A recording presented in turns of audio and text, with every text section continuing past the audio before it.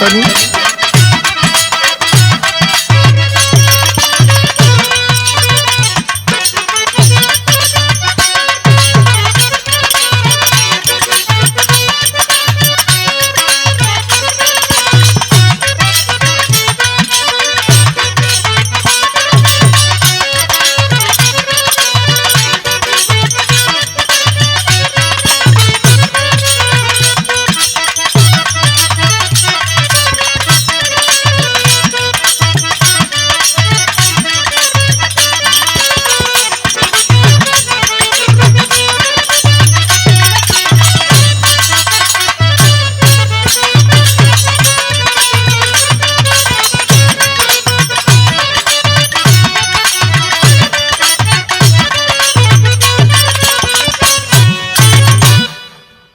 हाँ, बड़ी खूबसूरत गीत आप लोगों के सुने के मिलल बिरहा के जवाबी मुकाबला में रजनीगंधा जी की ओर से बड़ा बढ़िया बढ़िया गीत सुनौलिन। इठे धुन गा के कहलिन कि बड़का गौया मानव कब कि जब एकर जवाब देवा तो हम का कहें, हमारे समझ में ना आवत बा। धुन गौली है कि ऊंचे पोखरवा के नीचे बघाट, बंगला मन भावेला। ये कुल हमन लिखे के ना है, अन कवि से लिखवावे के। एकर जवाब सीधा सीधा हो। मंच रहत तो गाय के दे दी, लेकिन ये मंच ना हो। ये कितने बतिया के तो हम एक जवाब देते। एक जवाब यह है कहीं लिख लिया, आज के गावे के हुई वो लिख ली। तो आ रहा कि ऊंचे पोखरवा के नीचे बघाट। अब एक गावे के हुई तो गा दा कि ऊंचे पोखरवा में लंबी लंबी घास, बंगला चिकन लागेला। एक जवाब यह है। आप लोगों से चाहब कि आप लोग सुन लिया तो लोगों का मन हुई कि एक गाय के सुना दें तो गा के भी सुना दे। लेकिन हम खौलत रहा कहली न कि गौया मानव कब कि एक जवाब देवा तब। अच्छा है, तैयारी तो हर ठीक हो तो हम ठीक लगत है। कोई बात ना हो, कृपा बनल रहे आप लोगन कर। और ये जवाबी बिरहा मुकाबला जा रहल बा। हमारे बड़े प्रिय अजीज मित्र जो कंपनी के डायरेक्टर हैं भाई राघवेंद्र प्रताप सिंह के देख रेख में ये रिकॉर्डिंग हो रहल बा। कंपनी का नाम फटाफट कंपनी, और दिल्ली के प्रोड्यूसर हैं आदरणीय केसी चौधरी साहब। केसी चौधरी साहब ने मन बनाया और राघवेंद्र प्रताप भैया से कहा कि मुझे बिरहा विजयलाल जी से गवाना है। तो आजकल का स्थिति आप लोग जानते हैं कि घरे घरे कंपनी, घरे घरे चैनल, सब अपने अपने में मस्त बा। लेकिन जब चौधरी साहब को लेकर के भाई राघवेंद्र प्रताप हमारे यहाँ आए, विजय प्यारेलाल से मिले, तो हम उनको ना नहीं कह पाए। लौटा दूंगा, दिल्ली से आए हैं, इनका मन टूट जाएगा। और उनका कहना है कि आपको मैंने मंच पर तड़पते हुए, गरजते हुए देखा है। दूसरा कलाकार कुछ भी गाए, रजनीगंधा जी कुछ भी गाए, आपको कोई वीर भाव गाना है। एक वीर रस गीत प्रस्तुत बा। हमके उम्मीद बा कि आप लोग के पसंद होई। आप लोग आनंद ले हुन, आनंद लेत हुन और आनंद ही तरह लेते रहें। आशीर्वाद भी आप लोग का बनल है और आप लोगों ने सब कुछ दे दिया। अब क्या बाकी है? जो बाकी है वह अभी 2024 में आप लोग देने जा रहे हैं। आइए विजय प्यारेलाल का रंगत भरी उस जवां के जवानी में लोहू लहरता सदा अंग अंग है। कहानी बड़ा सुंदर हो। और इतिहास का वह अध्याय जिस अध्याय को लोगों ने दबाया था। बलिया जिला में एक गांव, जिस गांव का नाम गौरा, और गौरा गांव में माई खोइलन के गोद में 2 ठे बेटवा पैदा भइलन, घराना जदुवंशी। और दोनों बेटवा जब पैदा भइलन है तो वो लड़कन का नाम करण भयल, एक का नाम लोरिक रखायल, एक का नाम संवरू रखायल। संवरू बड़का रहलन और लोरिक छोटका रहलन। धीरे धीरे बाल अवस्था पार कैलन। जब जवानी का अवस्था आइल हो तो हाहाकार मचे लगल। एक बात मंच पर भी कहिला और कैसेट के माध्यम से, आज ये कंपनी के माध्यम से भी, फटाफट कंपनी के माध्यम से ही बात आप लोग के बीच में बतावत है। ये सब आंशिक चीज हो, जेकरे अंश में हो वह बड़का गवैया, लड़वैया होई, पढ़वैया होई, चाहे कौन भी बुलंदी के पाव वाला भाग्यशाली हो। जेकरे अंश में हो, जेकरे अंश में नहीं हो तो साझे सवेरे रोज केहू के केहू गरिया के कुछ होई हुई। कवि जी भाव लिखत हो बहुत बढ़िया सुंदर। यहाँ लोरिक का पहलवानी चमकले हो, अगल बगल का पहलवान दांत पर दांत अंगुली लगौले हुए। वही बीच में एक खबर आई सोनांचल बनांचल जौन सोनभद्र का तराई हो। एक गांव अगोरी, अगोरी गांव में माहर के घर में एक ठे बिटिया जन्म लेहलस, जौन बिटिया का नाम बतावल गयल मंजरी। ये हमार इतिहास बतावला कि ओकर नाम मंजरी रहल। लोरकी में लोग मजरी मजरी कहलन, लेकिन मजरी जब पैदा भइल तो करे खूबसूरती का चर्चा चारों तरफ भइल। वहां का एक मन बढ़ू राजा रहल, जौने का नाम बतावल गल मुलागी। मुलागी तो ही बरहिया के दिन जाके और मंजरी के हाथ में धागा बांध देलस कि जहिया जवान हुई तहिया बियाह करब। दिखाई मन बढ़ी। आई खबर जब लड़की धीरे धीरे सयान भइले हो तो ई खबर उड़ते उड़ते पहुंचल हो गौरा में। और गौरा में जब लोरिक सौरू के पास पहुंचल हो तो तलवार उठा के भाव में तन गई। अरे गरीबी का, गरीबी में किसी गरीब का मजाक उड़ाना का अच्छा हो का। इतना जब सुनलन तो दोनों भाई पलटन तैयार करे लगलन। कव्वाली का तर्ज हो मास्टर, कवन तर्ज बात।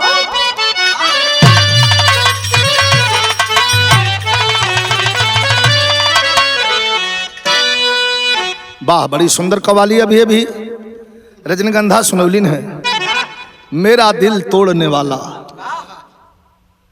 आप नहीं होते शायद कोई और होता। बड़ी अच्छी पकड़ आपकी, बड़ी अच्छी है, पकड़ती बड़ा बढ़िया है। इसी तरह पकड़ा करिए और बिरहा जगत को आगे बढ़ाइए।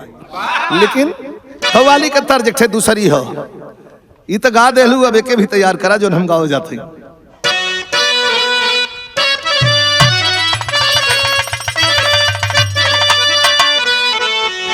अरे होठों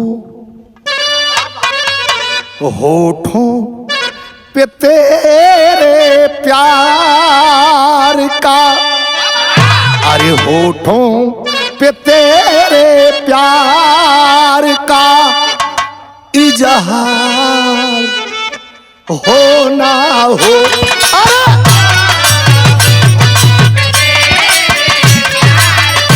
अल्लाह है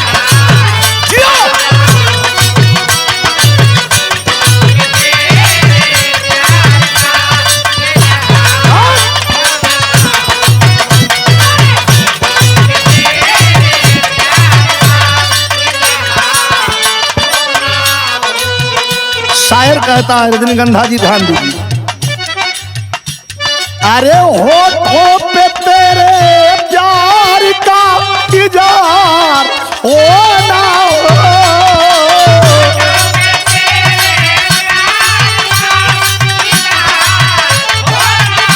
अल्लाह है, हाथ उठावत रहा।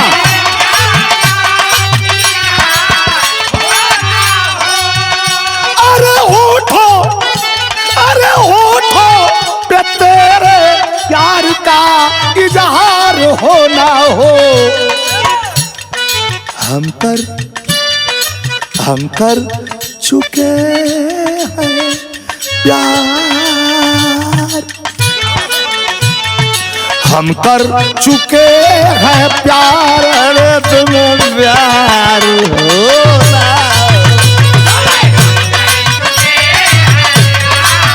भर जा, भर जा।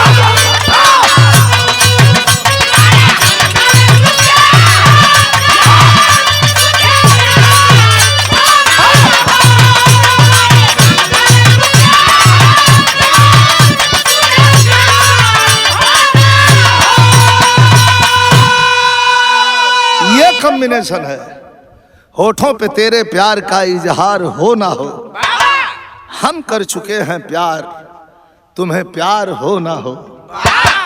तुम भले किसी और से नैन मटक्का करो, तुम भले रात दिन किसी को आई लव यू कहो, लेकिन हम कर चुके हैं प्यार, तुम्हें प्यार हो ना हो। क्या फर्क पड़ता है? लेकिन वीर रस का भाव तनियो वीरन के माटी के लिए और वीरन के जवानी के लिए कैसा?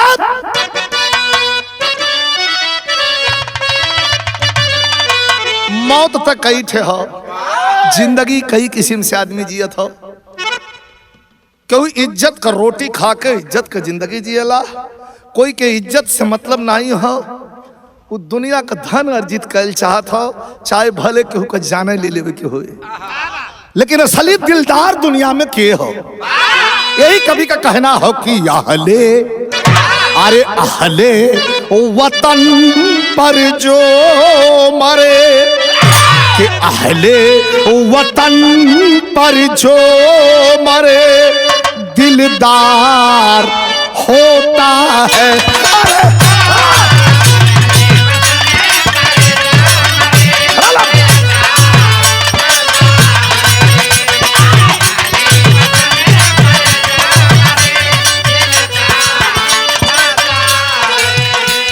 अरे अहले वतन पर जो मरे दिलदार होता है।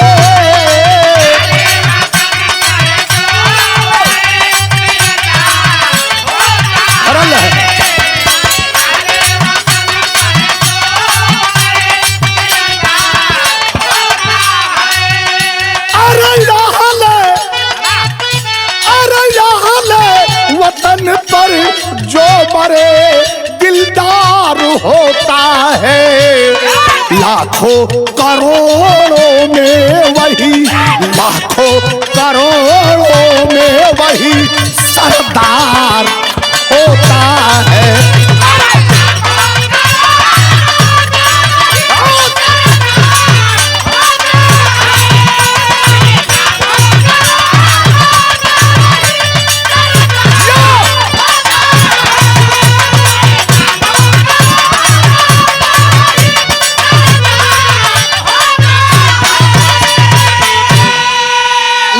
कवि का नसीहत बिरहा के अंदर वीर भाव हो और अठे अजब किस्म का बिरहा हो। बहुत आप लोग बिरहा सुन ले होंगे, तमाम हमारे मुंह से और कलाकार की ओर से सुनलन, जे जहां से खोजलस वहां से लिखलस वहां से गौलस, लेकिन ये नई खोज लड़की कहो। वीर का पहचान इशारा हो कि हैरान के लिए जवानी, जवानी काहे बदे हो? बेश्याले बदे और मदिराले बदे नहीं हो। जवानी काहे बदे हो? हैरान के लिए जवानी, मर्दों के लिए मर्दाई, हैरान के लिए जवानी, मर्दों के लिए मर्दाई, कायर के लिए कायरता, वीरों के लिए वीरताई। पानी पर पानी वाला, पानी पर पानी वाला है, पानी पर मर जाता, पानी पर पानी वाला है, पानी पर मर जाता, इतिहास उसी का बनता जो नाम अमर कर जाता। कभी का इशारा हो कि गौरा वीरों की धरती, अरे गौरा वीरों की धरती, लोरिक पर चढ़ी जवानी, बाएं पर सबकी झूमे, दाहिने दुर्गा महारानी। चढ़ के लोरी जब जब तेगा चमकावे रण छोड़ के भागे दुश्मन छिप छिप के जान बचावे वहां में खलल अखाड़ा जब लोरी चोरी अजमावे सूरज उगने से पहले 10 पत्थर लगावे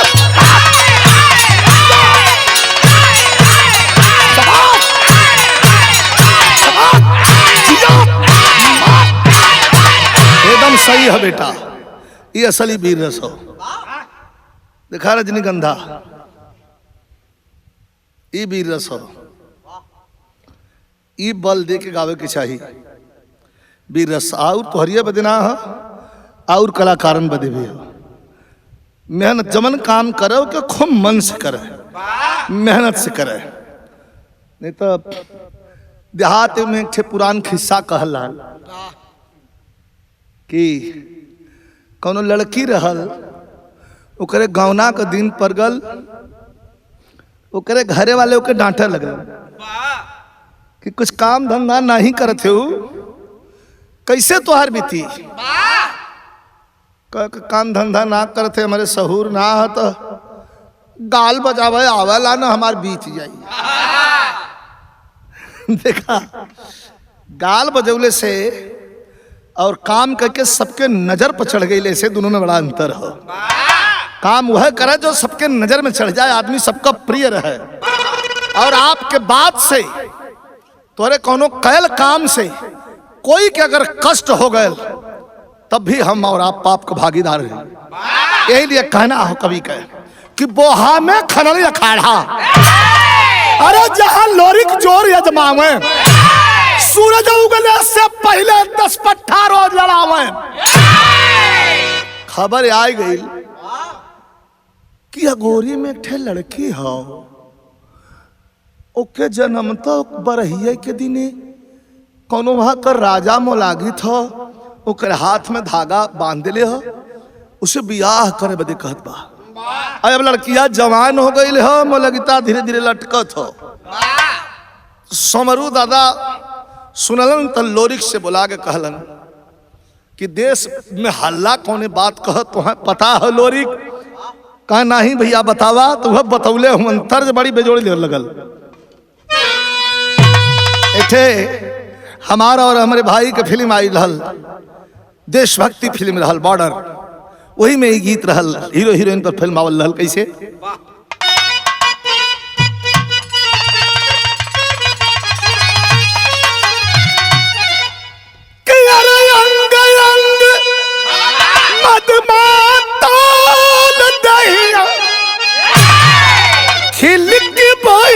कचना अरे भंवरा बन के आजा राजा, अरहिया जो ही तोहार मोरे बलमुआ हो, मोरे सजनवा हो, अरे कब ले करई बा इंतजार।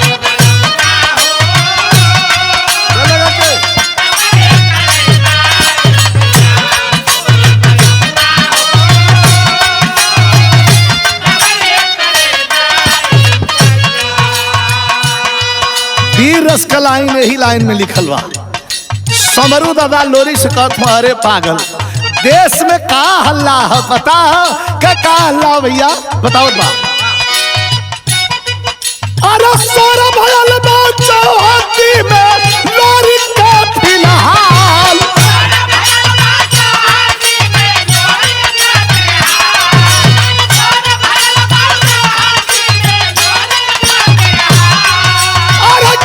छाती में दम इतना, छाती में दम इतना, रोक गई के ताल गढ़गौवा में, अरे गढ़गौवा में ओ, और गढ़ चले गो अहीरे का लाल, अरे गढ़ चले गो अहीरे का लाल।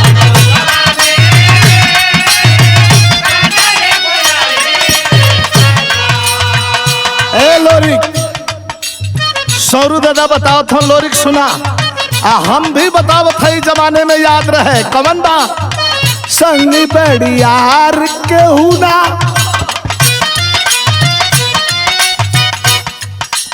अरे संगी बड़ियार केहू ना होला बड़ा भाई से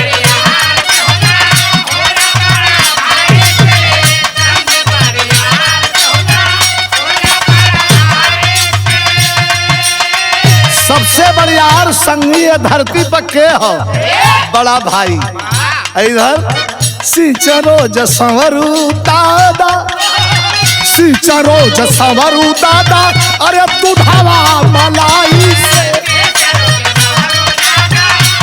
दूधावा मलाई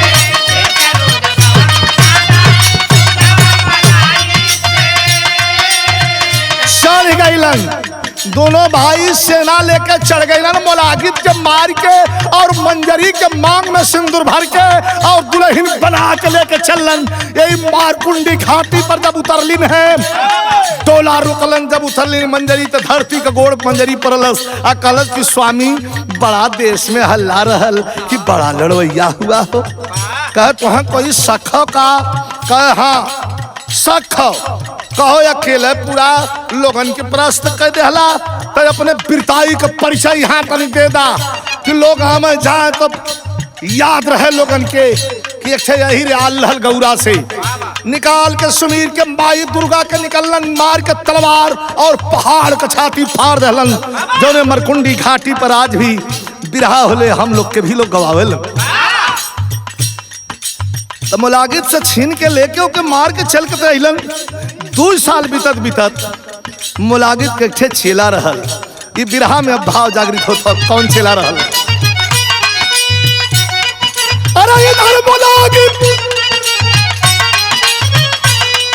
अरे इधर मुलागित का पट्टा मन मनता जोश संभाल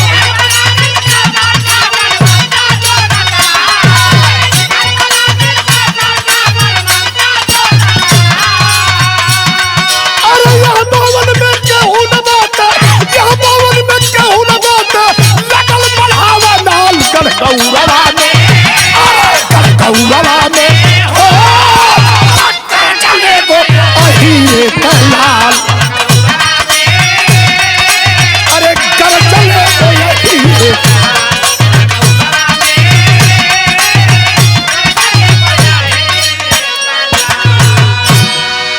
इधर मुलागित का पट्ठा मनमनता जोश संभाल यह 52 में केहू न बाटे लगल मढ़ावे नाल हाँ गढ़गौरवा में गरजल एगो हीरे के लाल जवानी सब कर आवेले रजनीगंधा जी बुढ़ौतियों सबका आवेले बचपना में अल्हड़ पना हुआ दिमाग काम ना करेले देह बहुत काम करेले आज जब जवानी आवेले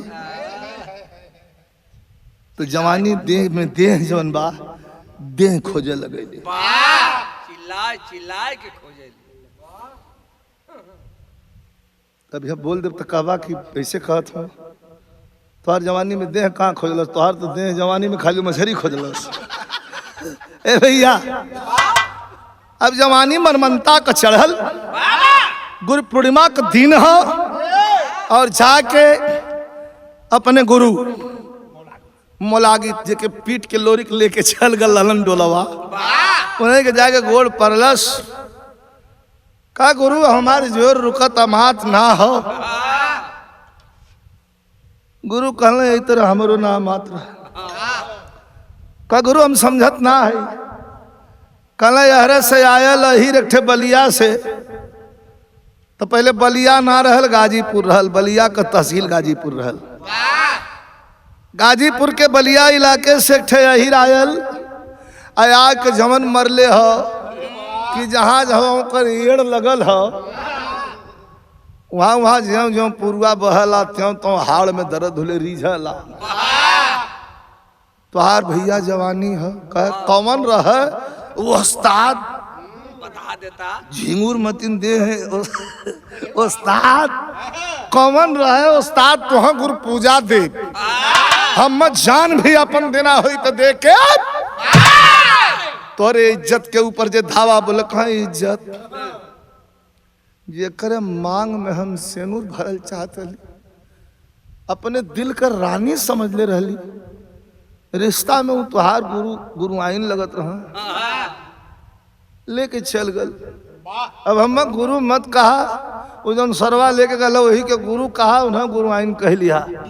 हम बहुत दुख में है, कहे उस्ताद मजाक छोड़ा, चलत है और चलत है। जब तक लोरी का पटक के ओकरे छाती पर न बैठ के ओकर पजरी का हाड़ हिला देली, तबले तोहरे यहाँ मुंह न दिखाई। मलागित कहलस कि एक बार और सोच लिया, बढ़िया से सोच लिया। हमार जीव बहुत डरात, कहे कि आंख मुनाए मुनाए में 3 एड़ा मरले रहल, जैसे आंख पलक गिरल खोलला, इतना देरी में 3 एड़ा मार चुकल रहल। हम हाथ जोड़त है, भैया तुम ब्याह हुआ कल, आप कह चुप रहा उस्ताद, चल धलस। यह 52 में केहू ताल का रोकी लगल मढ़ावे नाल, चलते चलते चलते चलते और जब सोनभद्र से बढ़ल बनारस की तरफ, तो सामने रामनगर में महाराज रामनगर के राजा काशी नरेश को जौन बात हवेली, हवेली के ठीक सामने कुश्ती का प्रोग्राम चलत रहल। कुल लड़वैया लड़त रहलन, अच्छा अच्छा लोग लड़लन, वही में मनमनता पहुंच गल। काशी नरेश हाथी पर बैठ के कुश्ती देखत रहलन, मनमनता पहुंचल, वही में घूमने लगल। अनजान आदमी समझ के दौड़ के आके ठे पहलवान हाथ मिलौलन, तुरंत लंगोटा बांध के तुरंत हाथ मार के और पटक के खाली हो गल। फिर घूमने लगल, तीसरा जाने अइलन, उन्हों के पटक के खाली हो गल। 3 जोड़ जब पटक भयल, तो काशी नरेश वही हाथी पर से देखा लगलन कि यार कुछ भी हो, पहलवान तो ही है। देखा कलाकार का और पहलवान का, चलो जोने क्षेत्र में जे भी महारत हासिल कैले हा, ओकर इज्जत दुनिया करेले। काशी नरेश कराने पहलवान कहाँ से अइला, का पूछत हुआ महाराज हम तो जंगल से आल है, न कबो खैले से पेट भरल आ न कबो लड़ले से पेट भरल। काशी नरेश कहला कि इधर रुक जा, लेकिन हमारे ठे बात सुन ला, लड़वैया तो बढ़िया हुआ, कलाकार अच्छा हुआ, लेकिन घमंड तोरे सर पर चढ़ के बोला था। याद रहे एक बात, बड़ा पॉइंट के बात काशी नरेश कहलन, का कहलन, वाह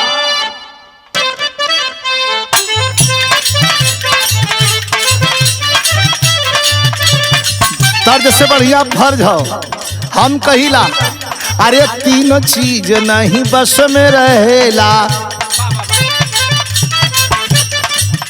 अरे 3 चीज नहीं बस में रहेला, आदि पानी जवानी।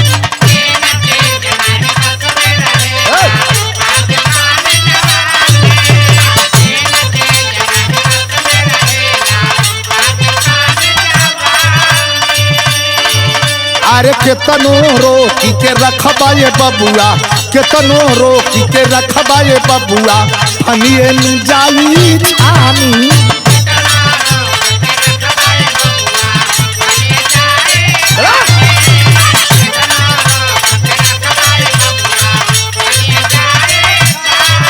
अरे 3 चीज नहीं बस में रहेला, आगी पानी जवानी। अरे केतनो रोक के रखबा ये बबुआ, फनिए न जाई छानी। देह में जोर मिलल तक तनी जुनूनी जोश मेरा, अरे टूट जाई गुमान कहियो होश मेरा।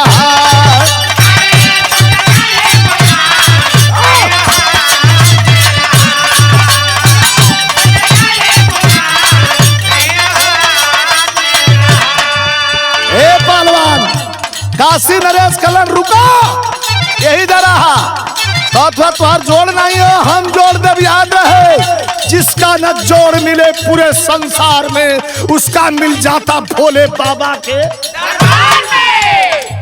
तुहार जोड़ मिली, लेकिन याद रहे का, अरे लकड़ी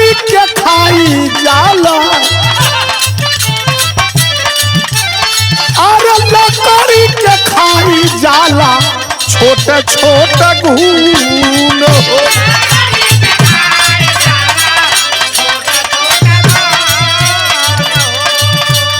बाकी आदमी के खा ले हम, आदमी के खा ले हम तार वाली धून हो।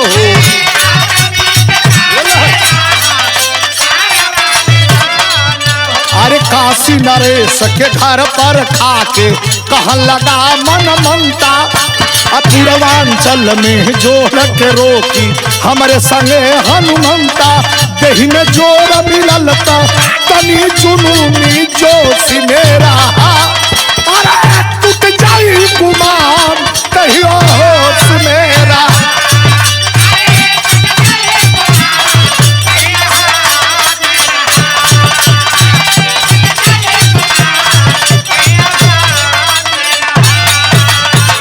काशी नरेश समझा के और कलन के रे पहलवान तोर मन करत था तो यही रहा, यहाँ पेट भी भरी और लड़वैया भी यहाँ मिली हने से कि जिसका न जोड़ मिले पूरे संसार में उसका मिल जाता भोले बाबा के दरबार में। 1 महीना रहल तो आप लोग जनता हुआ कहे कि नहीं हवा होला। 4-6 जाने के पटकले के बाद मनमनता का इतना हवा हो गल कि निक निक लड़वैया डरन हथवे न मिला। खबर ओकरे केहन पहुंचे। एक दिन काशी नरेश के सामने खड़ा भयल, देखा घमंडियावा जहां रहना सारे चिन्हाई जाला। जाके काशी नरेश के सामने कहता है महाराज ऐसा न हो। कैसा न हो? कहा कि ऐसा न हो कि बड़बड़ जने का कसल लंगोटा लड़े में हमसे छूट गयल। लगा लग कितना बामन में कुल चलत लखाड़ा टूट गयल। लड़े योग्य है महाराज। काशी नरेश से कहलस कि महाराज लड़े योग्य है महाराज, न पट्ठा कोनो पाईला, यही पेड़ में धक्का मार मार के आपन जोर अजमाईला। हम क्षमा कदा छुट्टी कदा हमार हम जाई। यहाँ कोई लड़वैया हो ना।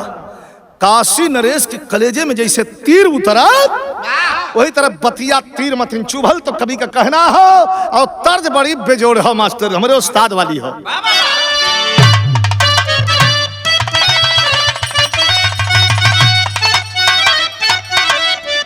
वह तर्ज बाकी गज भर के, अरे गज भर के गुजोरिया गजब कर हो।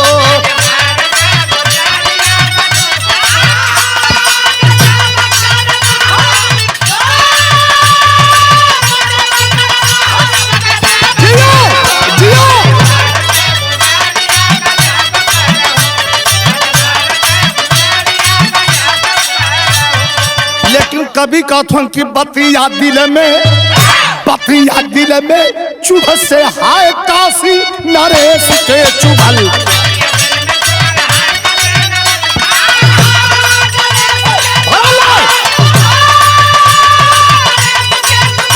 अरे नरेश के चुभल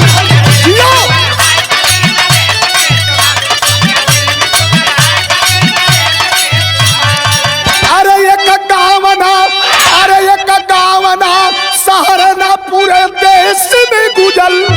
ये कगावना सहारना पूरे देश में गुजल। रे बतिया दिल में चुभ से हाय काशी नरेश के चुभल।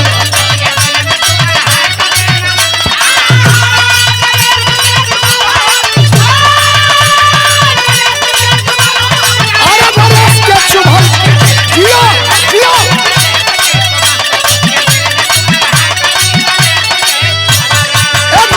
एक मिनट पहलवान रुका रुका रुका रुका रुका। अरे हम तो छोड़ ले रही कि अपन लड़बा नाम हम अपन बनेबा, लेकिन तोहा घमंड है कि तोहर जोड़ कोई ना हो। रुका रुका चिट्ठी देखा राजघराने में काशी नरेश पत्र भेजवावे लगलन। कहाँ कहाँ पत्र गल। बकुड़ी पुरखा बारा पवलस बीर पठावा चमार हो। अब भटौनी से रतनुआ भाट बन गया अंगार हो।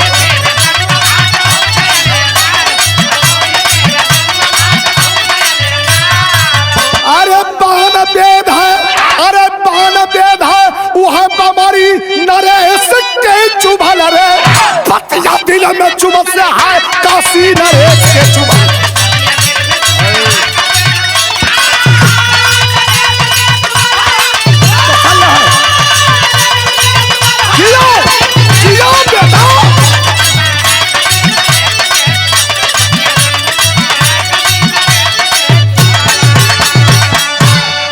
खबर पट्ठन केहन भेजाए लगे।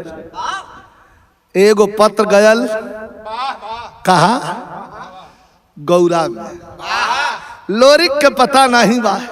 समरू दादा पत्र एक ठे लड़का से पढ़वौलन, पढ़वा के ही मुर्री में खोस लेलन।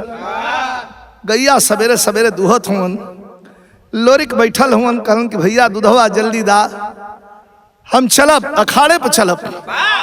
लेकिन धीरे धीरे धीरे धीरे समरू दादा लोरी के सुनावत हुवन कि अब दुनिया में जियल मुश्किल हो गल। उठ के खड़ा हो गया लोरी का, कहे भैया क्यों कुछ कहलस का, ऐसन शब्द कहे कहला। तब कहलन कैसे ये गो गीदड़, गीदड़ सियार का, कैसे ये गो गीदड़ छोड़लस सेरावा पति रहो। अरे ललकार सवरुआ जगौरा कयही रहो।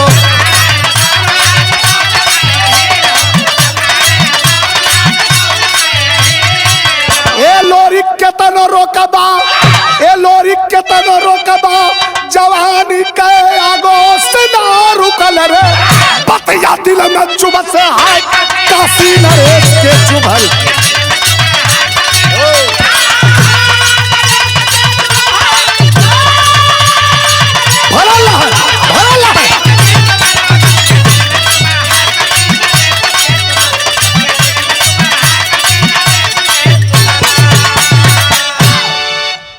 कहा कैसे, करे मर्दवा चिट्ठी आयल हो। कहा कहाँ से चिट्ठी आयल हो, कह बनारस काशी नरेश का पत्र आयल हो। कुश्ती लड़बा तब पहलवान लोग थोड़ा अस्कती होलन। कह भैया यह रहत गाजीपुर मऊ, आजमगढ़ तक रहत, अब हो दे बनारस बहुत दूर है के जाई। कहला रे मर्दवा चिट्ठी काशी नरेश के आइल हो, हमहन कर राजा हूं। राजशाही सल्तनत भले खत्म हो गई हो, लेकिन कुल कुछ राजवाड़ा घराना हो जो जीवंत हो, आज भी जिंदा हो। काशी नरेश का आदेश हो, एकर पालन करना पड़ी। कहला रे भैया तू भाई दूधवा दा पी के हम चल। तब आंख तरे के सौरू दादा कहलन लोरिक से मर्दावा, सुना है क्या कहलन,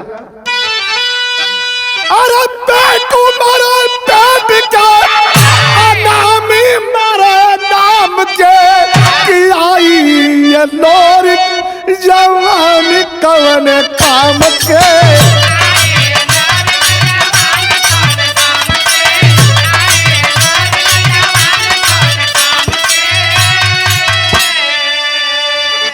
ये जवानी कौन काम के आई, कहो मर्दवा।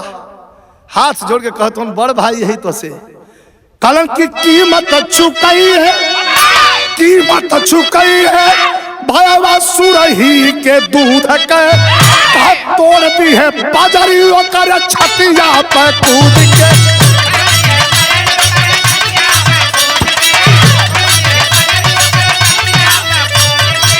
बाकी मन में जपत रही, घमंड मत करिहा।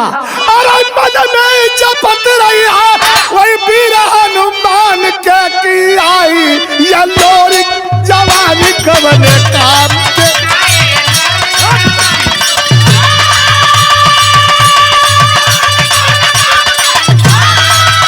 ये सही है।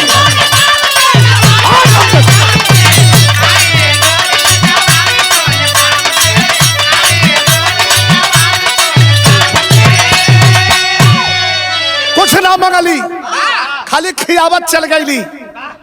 कीमत चुकई है भैया सुरही के दूध के, तोड़ दिए पजरियों करे छतिया पर कूद के। बाकी याद रहे घमंड में पागल हो, मन में जपत रही वीर हनुमान के। हनुमान जी का हमेशा ध्यान स्मरण कर करिया। और तू काहे परेशान हुआ, अकेले थोड़े चलना, तुम्हार पूरा टीम।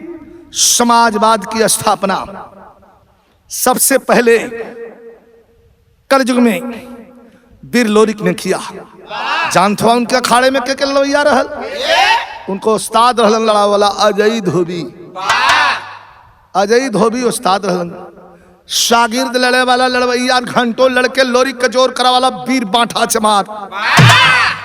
दूसरे में शीतल तेली, रूपन बारी, दुबरी पंडित, ऐसा ऐसा लोग रहलन। कहा सुना रतनुआ भाट सबके बुला ले हलन, कहलन की संगे रही तो चल चली। कहा भैया लिया चलत हुआ, कहाँ चला, लेकिन वहां तो एक चीज दिखाई। कहाँ का दो फायदा हुई, एक तक कुश्ती लड़ ले बा, और दूसरा फायदा का है मास्टर। अरे काशी में तेवर ताने है खड़े। कहा के कहत हुआ, कहा काशी में तेवर ताने है खड़े, शिव त्रिशूल लिए मृक्षाल का फेंटा बांधे।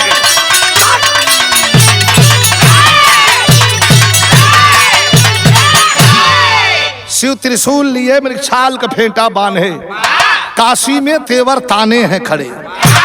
अवधूत विश्व वंदिते असुरन का दल हतंत थे, त्रिशूल कर में धार के बाघंबरी समार के। जहाँ भगवान भोले शंकर खड़ा हुवन, उनका खाली दर्शन कैले बा तो कुल शंका मिट जाई। चल के पटकला काशी नरेश का मान रख ले के हो। कहे अब ना मन बात चला अलन, आया के गंगा जी के पानी में स्नान कैलन कुल वीर के संगे। आके शंकर भगवान के जल अभिषेक कैलन है, और जल अभिषेक कैले के बाद भस्मी भभूत रमा के जब चलन है, तो तनी सा हमारे उस्ताद वाली बात यहाँ लगल हो। ये बिरहा से अलग हो, ये उस्ताद वाली बात हो, तनी सा कोमल लगावा।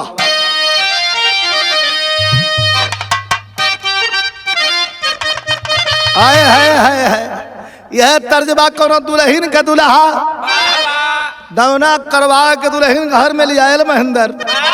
बैठ बैठ के यहाँ वहाँ ताश खेले, काम धंधा ना करे। दुल्हनिया कहो ये हम लिया, एक जीव रहला, दू जीव भेला, कुछ दिन में 3 जीव होला। हाँ अब काम धंधा ना करबा, भोजन न मिली तो निर्जीव हो। तब गलत काम हो, कोनो काम धंधा कर, कहाँ कौन काम धंधा करी रे, कहीं नौकरी मिलत हो। दुल्हनिया कहे नौकरी हो करबा कहा, कहे कहा कि चला राज मुल्क कि चला राजा मैं के। अरे नौकरी लगावाई गई,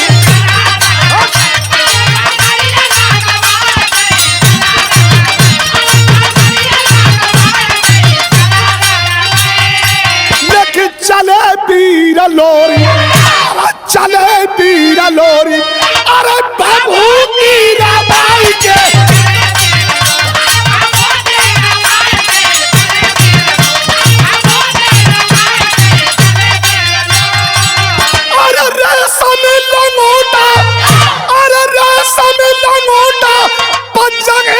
चढ़ाई के चले वीर लोरी।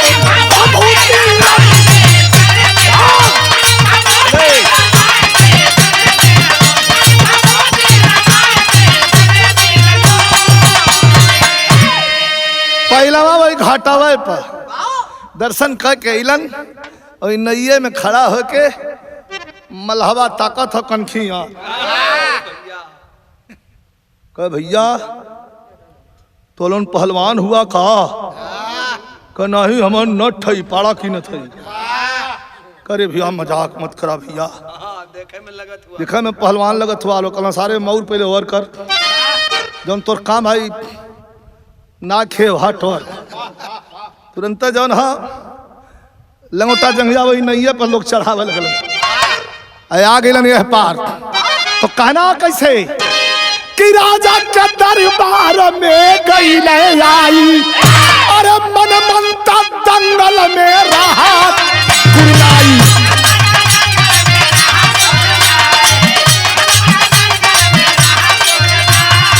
अरे ताकाना लोरिक, अरे ताकाना लोरिक, नजरिया घुमाई के चलती भभूति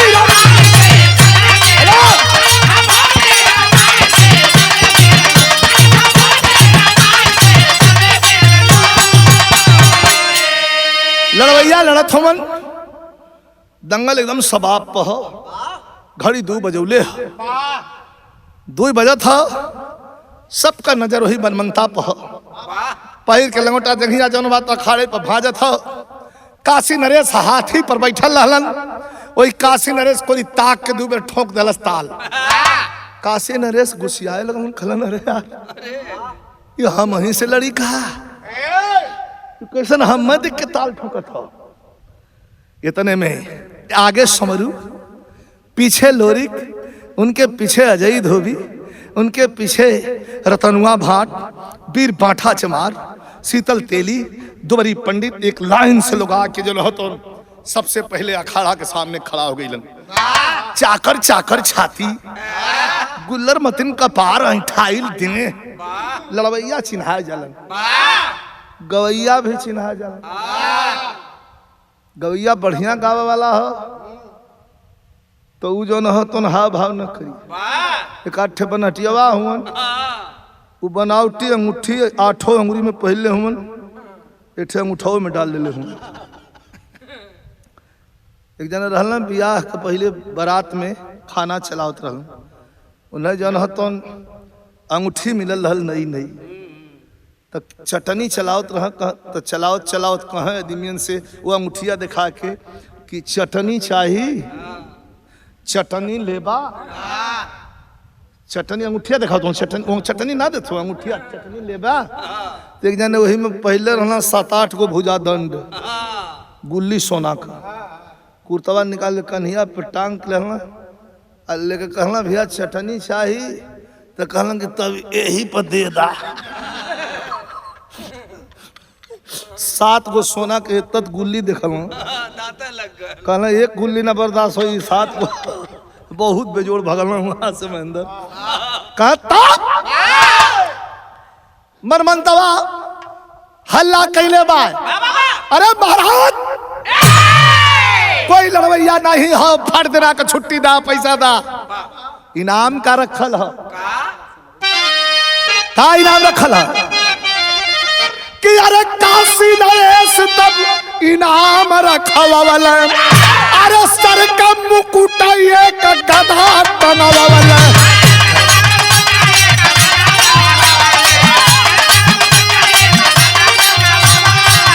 अरे विदा कयल जाई, अरे विदा कयल जाई, घोड़ा पर बैठाई के चले दिलोरी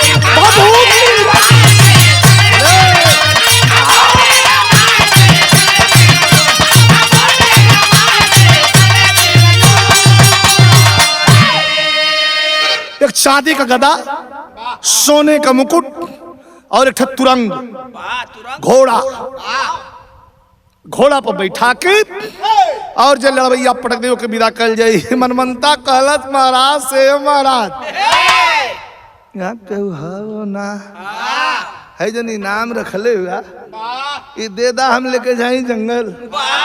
अखाड़े का माटी खनाइल, जब कपड़ा निकाल के फेंकलन और लोरी फिर से अपन लंगोटा तो बन नहीं रहलन, चंगिया चढ़ावे लगलन। देखलन तो एक आदमी आकर के और काशी नरेश से प्रणाम करके कहलस की सरकार ये बलिया से आल होन, लोरी खवन, बहुत बढ़िया लड़वैया हुवन। आदेश हो गयल, खनाया अखाड़ा फिर से, अखाड़ा का माटी खनाए लगल। मास्टर बल जा कि अरे गहिर खनाइल, अरे गहिर खनाइल, अखाड़े के माटी फाटी बिरवन के, अरे मन मनता तब मुसुक मरलस चाटी चाटी बिरवन के।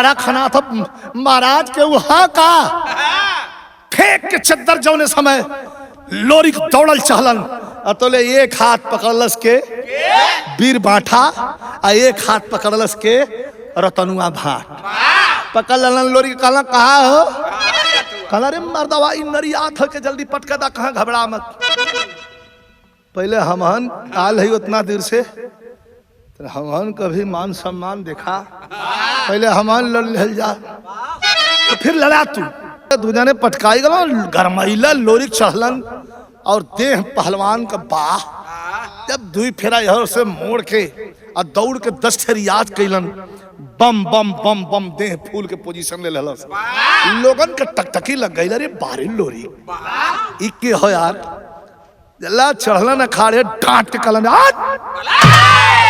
सब कोई ताका लगल कि भैया देहिया सुघर ना हो बड़ा रुआबदार हूँ डांटत मैं क्यों देखले रहा ना डांटत भी बड़ा बढ़िया हूँ तो तनी आप भाव आल्हा का बदल गल हो आइए हमार स्टाइल हो जैसे हमारे गाजीपुर में खानपुर बेलहरी में मोहम्मद हनीफ मास्टर ये आल्हा के गावलन तनी से आप लोग मजा एकरे माध्यम से रिकॉर्डिंग के माध्यम से आप लोग ले ले जाए हमारे रिकॉर्डिंग सुमन जिनका स्टूडियो हो हमारे मन्नू भैया भी बड़े प्रेमी हुन बिरहा का बड़ा हौसला दे रहा हुन लेकिन कहना हो कभी कह कैसे मास्टर इशारा करत हुन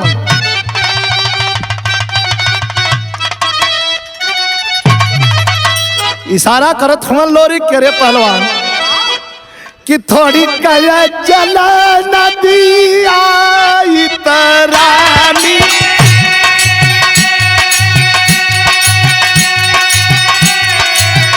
आधा जलक गगरिया छलकत जाया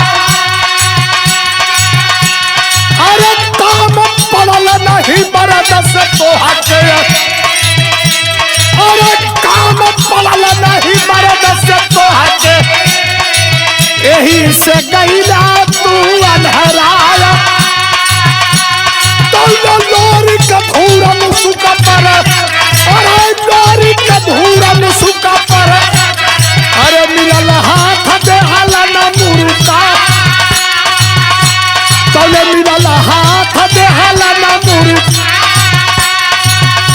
तौले हिलल करे जा मना अरे हिलल करे जा अरे गलल पसीना माथे तौले खींच के नली बहा खींच के नली बहा अरे लोरी का ले हलाऊ तौला बच गई ला सोधा अरे बच गई ला सोधा मनम कुश्ती बड़ी काटे कहे यार या बड़ा तैयारिया तो यार या बड़ा तैयारिया तो लगा अरे या बाबू लिखा बेटी में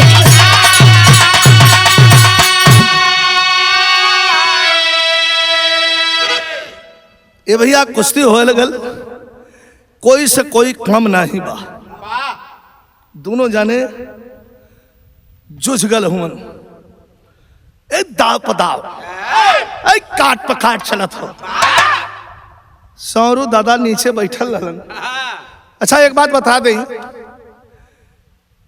कि जब लड़त हो वो तो ओके पता है हमें का करना है ताल चुतरे पर बड़ा बढ़िया आदमी लगा ले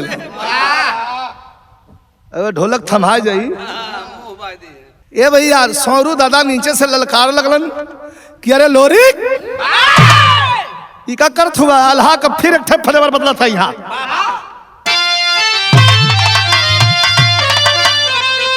यह कहा था मन आंख में आंसू है कहो मर्दवा 1 2 4 10 मिनट ना तू 40 मिनट से लड़त हुआ ये 40 मिनट रोक दहलस गुस्सा में सौरू दादा कोरी लोरी तकल कहना होता न तने अजमावा रियाजी है हम 40 मिनट रोकले है कर मतलब समझला का है लेकिन सौरू दादा कहत हमन का कहलन कहला कि डूबल चाहिए वो लोरी डूबल चाहिए हो लोरी यह गौरा के पकड़ी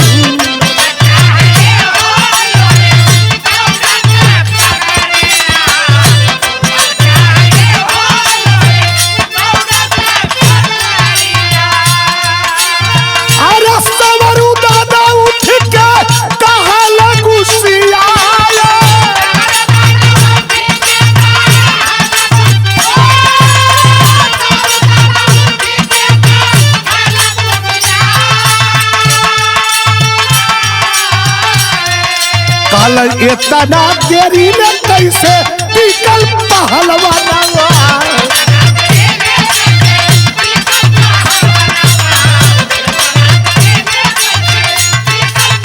अरे तोहरा जवानिया के बात तेरे धिक्कार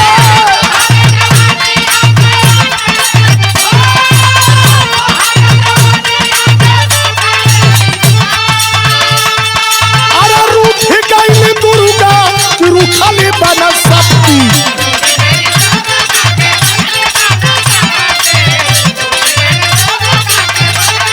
अरे किया घट गई ना भैया चोरवा तोहार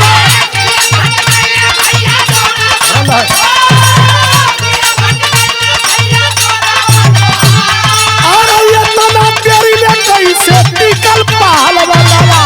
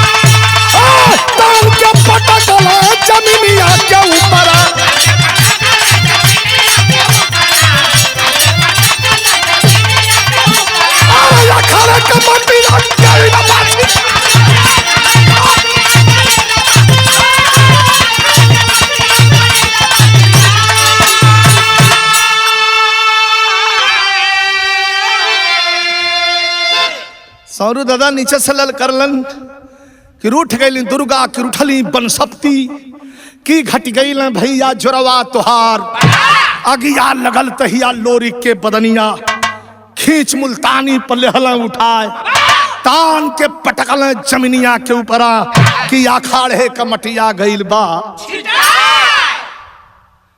तान के धरती पर पटकलन और इतना कस के पटक दहलन कि आधा पर ले उठ के फिर सुत गल। काशी नरेश हाथी पर बैठल हुआ वही पर से ताली बजौलन झोरी में सोने का सरफी बनल झोरी धड़ा धड़ लोरी के ऊपर लोकावे लगलन। वही में दो चार ठे लोरी बोलन दो चार ठे महेंद्र तोहरे में तीन जन रहलन लेकिन निबुक गई तान के पटक के छाती पर बैठलन है और बैठ के छाती पर से इशारा कैलन कि सुना का कलन मास्टर पूरा बेटा उखाड़ब पखिया और फिर साजिन बनारस में उठा के अखिया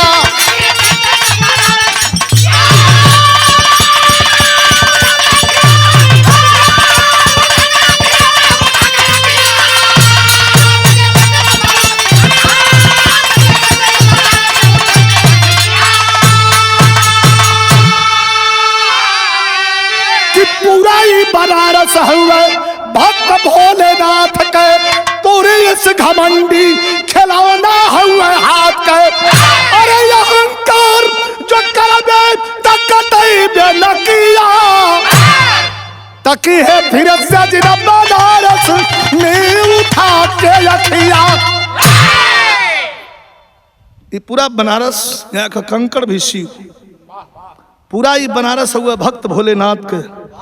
तोरे अस घमंडी खिलौना हुमन हाथ के, अहंकार जे करबे तो कटेबे न किया। बनारस में बहुत लोग हुमन अदर स्टेट से भी आए के लोग बनारस में अपने रोजी रोटी और अपने मान सम्मान स्वाभिमान बदे रहलन जियलन। हम भी, हमारे घर गाजीपुर है, लेकिन अब तब विजयलाल यादव बनारस से लिखाला, बनारस में रहीला। लेकिन वो प्राणी, वो जीव, वो आदमी सबसे दुर्भाग्यशाली हो जौन बनारस में रह के भगवान भोले शंकर के जल अभिषेक न कैलस, जौन बनारस में रह के बाबा जो काशी का कोतवाल हुन काल भैरव का दर्शन नहीं कैलस, जे बनारस में रह के माई अन्नपूर्णा का दर्शन नहीं कैलस, और जे बनारस में रह के संकट मोचन हनुमान जी का दर्शन नहीं कैलस, तो करे मतिन दुर्भाग्यशाली आदमी है धरती पर कोई। ये गीत के माध्यम से जे बचल होई अपने अहंकार में मस्त होई, अगला जन्म के बनावे बदे हमारी सारा हो कि अहंकार त्याग के वो दरबार में जाना बड़ा जरूरी हो। क्योंकि देखा मैं अपने भिखारी हूं, लेकिन उतना बड़ा दानी है धरती पर कोई नहीं है। लेकिन खुशी भाई राजा वीरताई के जंग पर लोरी के विदाई कैलन चढ़ाई के तुरंग पर, तुरंत कुल इनाम दहलन घोड़ा पर चढ़ा के लोरी के विदाई कैलन। श्रोता बंधु के भी धन्यवाद। बीच में थोड़ा भाग दौड़ रहल, कम मैं कैसेट के माध्यम से, मंच के माध्यम से आप लोग से हम मिलत रहली, कैसेट के माध्यम से, गीत के माध्यम से कम मिलत रहली। लेकिन अब हर महीना में 2 गीत आप लोगों के बीच में हमार जात रही। हरिओम स्टूडियो यहाँ के अभिमन्यु भाई और यहाँ के जो भी कार्यकर्ता साथी हों, जितेंद्र बाबू, आप लोग को बहुत बहुत धन्यवाद, बहुत बहुत बधाई। और बिरहा के आगे बढ़ावे में आप लोगों को बहुत बड़ा सहयोग हो। कलाकार चाहे जो भी हो, कलाकार की कोई जाति बिरादरी नहीं है। कलाकार सिर्फ कलाकार है, और कलाकार को कला के धागे में बंध के अपनी जिंदगी अगर जिएगा कलाकार, तो वो कभी मात नहीं खाएगा, समाज उसको हाथ पे लिए रहेगी। इसलिए हम ज़्यादा कुछ न कहते हुए सभी श्रोता साथियों का अपने पूरी टीम की ओर से, राजेश चौबे, सूरज कुमार, महेंद्र राजभर, हमारे बड़े भाई हीरालाल यादव जी, और हमारे छोटे भाई बलराम यादव, और ये महादेव चुंडी वाले संतोष, इस सब के तरफ से आप लोग के बहुत बहुत धन्यवाद। Thank you.